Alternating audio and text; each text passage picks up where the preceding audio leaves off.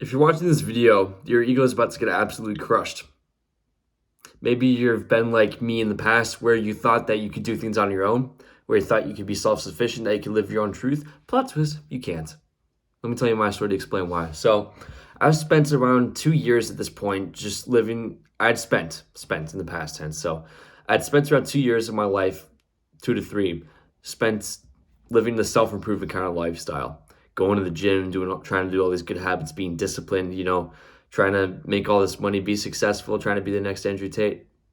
I spent all this time doing these things, pursuing those things, and I thought that I would be able to achieve some higher state of being. Like I would be able to live a better life, and I'd be happier and more fulfilled because I was doing those things, because I was going to the gym, because I was making money, because I was doing this, I was doing that, I was doing this and doing that.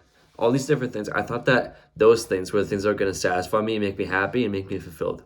That I looked to these things to give me the love that everybody wants, that only comes from Jesus, and also the acceptance and security, also that only comes from Jesus. The three things that everybody wants in life. And it never satisfied me because the the love, acceptance, and security that you get from worldly things, the things that aren't God Himself, those things are inconsistent. You're not always going to get loved by the world. You're not always going to get loved by yourself. You're not always going to be consistent by your habits. So when you attach your self-worth to these things and when you put yourself into them, like you basically like you attach yourself to them and they go up and down, like they have these ebbs and flows, then you yourself fluctuate all the time. And it's never a consistent borderline level of satisfaction and fulfillment. It's always like that. It's sporadic instead of constant. That's the problem with pursuing these things that you think that you can pursue on your own. That you think you can pursue actualization. I can't talk. You think you can pursue self-actualization based on your own understanding. And you think that self-actualization is actually what you wanted because of your own pride. Because it's harder for you to give up your own understanding and to accept the understanding and relationship with the God you can't even see that actually is the right way, the way, the truth, and the life, John 14:6, than it is to just go with it on your own. And that desire to go with it on your own, the desire to lean on your own understanding, the desire to do things your own, to live your own truth comes out of pride. It's ignorance because you think that you are your own God.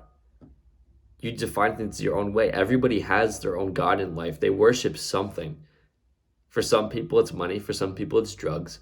For some people, it's popularity. For some people, it's social media, casual sex, hookups, Maybe it's junk food. Maybe it's the gym. Maybe it's whatever else. Sometimes it's also ourselves. We worship ourselves, we exalt ourselves, we rely on our own understanding. That is pride, and pride is very much a sin because it's exalting things that aren't God above God Himself. It's putting the self above God.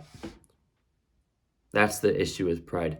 When you put the self above God and you exalt the self, you rely on the understanding and the capacity of a sinner, of something incomplete, of something that's always going to be in desperate and constant need and is never going to be satisfied because of the works of his own iniquities.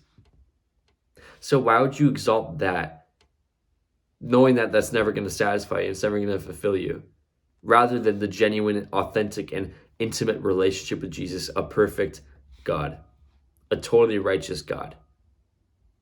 It's a no-brainer. So, pride. You have to let go of your own ego. Humble yourself before God. Because when you do things His way, and you stop living your own truth, you realize that living your own way and just pursuing all these hedonistic things out of your own choice wasn't actually freedom.